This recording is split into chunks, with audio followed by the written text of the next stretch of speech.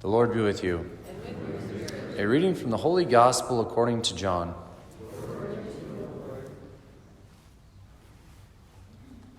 At that time, Jesus left Samaria for Galilee. For Jesus himself testified that a prophet has no honor in his native place. When he came into Galilee, the Galileans welcomed him, since they had seen all he had done in Jerusalem at the feast, for they themselves had gone to the feast. When he returned to Cana in Galilee, where he had made the water wine, now there was a royal official whose son was ill in Capernaum. When he heard that Jesus had arrived in Galilee from Judea, he went to him and asked him to come down and heal his son, who was near death. Jesus said to him, "Unless you people see signs and wonders, you will not believe." The royal official said to him, "Sir, come down before my child dies." Jesus said to him, "You may go, your son will live." The man believed what Jesus had said to him and left. While the man was on his way back, his slaves met him and told him that the boy would live. He asked them when he began to recover. They told him, "The fever left him yesterday about 1 p.m. The father realized that just at that time Jesus had said to him, "Your son will live." And he and his whole household came to believe. Now this was the second sign Jesus did when he came to Galilee from Judea. The Gospel of the Lord.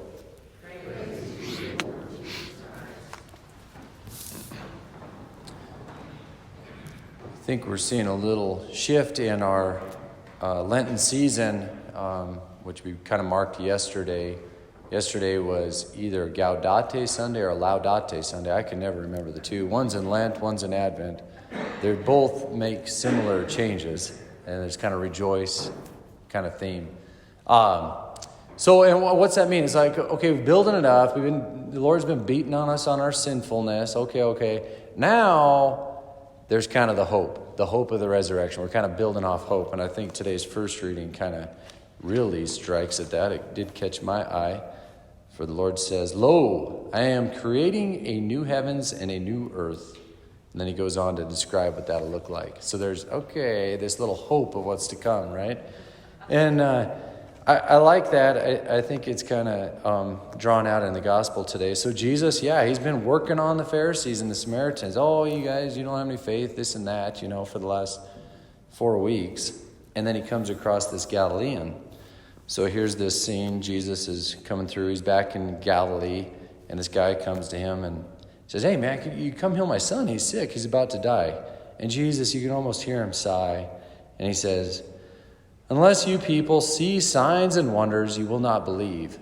And the guy is like, "Dude, don't worry about it. Just come heal my son. Come on." He says, "Sir, come down before my child dies." That's what he said. And so Jesus is like, "Okay, I'm working with someone who has faith here. I can deal with that." He's like struck. Oh yeah, people have faith. So go, man. Your son will live. Go. Just like that. Have faith. Your son will live. And he did. The son lived. So it's interesting. So now Jesus is working with people with faith. Okay, now he can do some miracles. He can work some wonders, right? So that's kind of the way forward is faith. So simple yet so profound. I don't know. And it's not even that hard. It just takes the trust.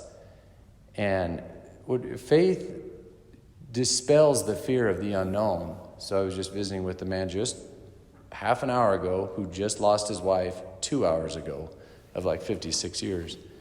And he was just like, the unknown, the fear of the unknown. But he had faith, so it didn't bother him. But that's all it is. That's all the problem with death is. We just don't know what's behind the veil. Well, through faith we do. New heavens and a new earth. Doesn't sound too bad. So, hey, the call today is have faith in Jesus. Open our hearts. Don't have fear. Just trust whatever's coming comes from the hand of the Lord, and he'll take care of us as a father does. So with that faith, we also have hope. And in that hope, we can be joyful, we can be at peace, and we can have fun, and we can do whatever the Lord asks of us. So may we imitate the faith of the man in today's gospel, and allow Jesus to enter our hearts and to work wonders. He can do it. All we need is faith.